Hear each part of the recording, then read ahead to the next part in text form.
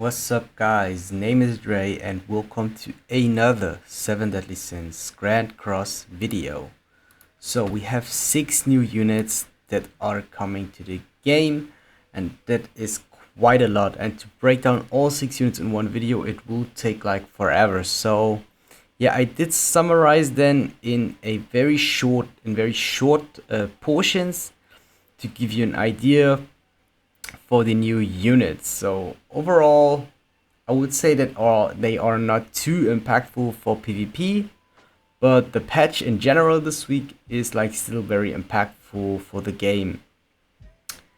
Yeah, just a short overview for the rules, but first of all, I want to show you my tier list explanation again. So for all those players, or for all you that are new to my unit breakdowns, this is my tier list explanation. This is how I do understand the tier list.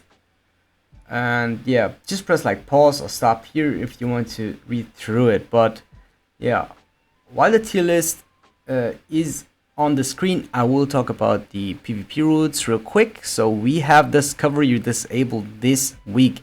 I think this is one of the more fun rules to have in the game. Then we have the 6 new characters that I mentioned at the beginning. It is very difficult to say because usually 6 characters will take at least 3 weeks for the game, because usually we only get a maximum of 2 characters per week. So having 6 characters in 1 week as new characters is a huge change for the game. But yeah, I would say none of these characters are too impactful for PvP. Actually, also not too impactful for PvE. But this is something that I want to talk about now. So let's swap the screen over the first unit that will be released, and it is the green SSR Demon Melee Yodas. I would put him in the A tier because I do think he is one of the most usable characters in PvP. And yeah, also the most interesting in terms of that. Other than that, you will receive a costume more, so you can complete your sets for all your Demon Melee Yodas. I think this is also pretty nice to have. And yeah, talking about him, I would say in the current meta, I think he could be a alternative pick. So not a meta pick, not a too strong pick, but he counterplays the ult rush with his passive, as you can see, because he steals the ult gauges. And his main damage card, which is the first card, which you can see here. This is a card that like denies the ult for 1 turn. So problems with him is I think that his multipliers are very low. So as you can see, 180, 270 is like okay, but 135 and 150 is very low in my opinion.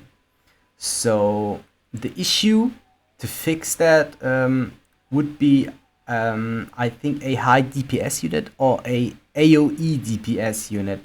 So a unit that hits like all the enemies with 1 card. And also that isn't green as well. So we can say that he is not a unit to be protected, but he is a unit to protect your main DPS unit. Yeah, so I think overall teams with him or compositions with him could be very fun and experimental. So if you want to have like some spice in your game, I think he's a good way to go. Next new unit is the Red Elizabeth SSR. So I would give her the B tier. In general to say is there is no real game-changing Elizabeth until the Goddess Elizabeth is coming to the game. And I do think that actually there is no real effective or optimal way to use this Elizabeth. But yeah, her passive is pretty bad. And recovery rate is like not a too strong substat. As you can see, she increases recovery rates by 10%. I think that's not too strong. But What I do think is not too bad is that she brings a new skill with the Royal Dignity as the card, as you can see here. So she's like doing damage to the enemy, and then she heals all your allies. I think that this is a pretty nice mechanic in general. Could be like a bit stronger in the future, but her multipliers are way too low for that, so it won't heal too much because it also only heals a maximum of 60% when if you could get the card to 100%, no, not 100, if you can't get the card to a gold card to level 3. Yeah, one thing that I forgot to mention is that the green demon Meliodas will be able to spawn the crimson demon. I think that's a fact that matters. Yeah, and the red Elizabeth will spawn the red demon. So if you guys don't know, with the first 3 units that I will present to you, they are able to control your demon spawns. So last thing that I just want to mention real quick for Elizabeth before I move to the next character is that she has a card that I think is pretty nice. It is this one. It is the Blessing Light card. It is a debuff removal, so actually the clan's the same as King on level 1, which is like not too bad.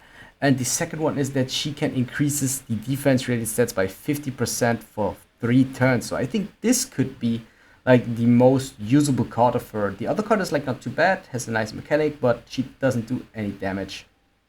Yeah, so I think it is very hard to make use of her, but in general I think that her skills are very interesting for the game. Yes, so last unit will be the blue SSR Jericho. So I would give her also the B tier. I think she can be a interesting unit for the sub slot, since she can increase the crit chance of all allies by 5%. This can happen like any time in the game, so you can increase it even if your allies do attack. So not Jericho has to attack, so you can use her in the main slot, and I think there's an opportunity to use her in the you can use her in the sub slot. I mean, yeah, that's the thing that I would do, but there is an opportunity to use her in the main slot. And she is the last unit to spawn then the Grey Demon. Yeah, I think that's all that I would say to Jericho. I don't think that her cards are very interesting. If we do look at them real quick, the ultimate is the same as the green Jericho that we already know from the beginning of the game. So then we have these 3 units that I will summarize in one portion. It is Elaine, it is Janna, and it is Zanari. So I think it is known that for these 3 units you will need additional cosmetics to trigger the second passive. So you want to have like these grants you want cosmetic upgrade material from hell difficulty Crimson Demon, and yeah, Janna is for the red demon and Zanari is for the gray demon. These are only units that you will use in the subslot. They don't have, I think they don't have any use in PvP, to be honest. The only use is really to have them in the subslot, and they give you a big advantage in PvP because they give you a big advantage in PvE for the demon farming. Yeah, but in my opinion, if I should say, if I would decide if you're like a low budget player or free to play, if you should summon for them, yeah, in the long term I would say you don't need those units to get stronger, because the only thing that they do make is to make your grind faster, and only if you grind a lot. But over time you will upgrade your cosmetics anyway, and yeah, there are a lot of ways where you get a lot of free-to-play cosmetic upgrades in the future. So yeah, it will be a pretty tough time in the next few weeks, but if you like focus on your main team, on your main characters to upgrade their cosmetics and to upgrade their associations cosmetics, I think you're fine for that. So this is something that I just can't tell. So I don't want to tell you to summon on the banner or not, but just keep that in mind that you have time to upgrade your cosmetics. You don't have to rush that. Only if you want to rush like in very high ranks in PvP right now, then I think you have to get them. So I personally, yes, I said that I would skip them if I low budget or free to play, but I am not one of the free to play players, so I'm pretty sure that I will summon on them, but I will take a look at the banner first. So yeah, I would give them the C tier. They aren't doing anything that is impactful, or they change nothing on the meta or something. They just change the way because hell demons are introduced and cosmetic upgrades are introduced. So yeah, as I already mentioned, I think that this week PvP will get a lot harder to play against, especially pay-to-play players, especially if you're free-to-play or low budget. Yeah, you will struggle because you need more time to upgrade your cosmetics than hardcore pay-to-play players or whales. So last thing to mention for all these 6 units, yeah, all of them, they are exclusive. So this is something if you're like a collector.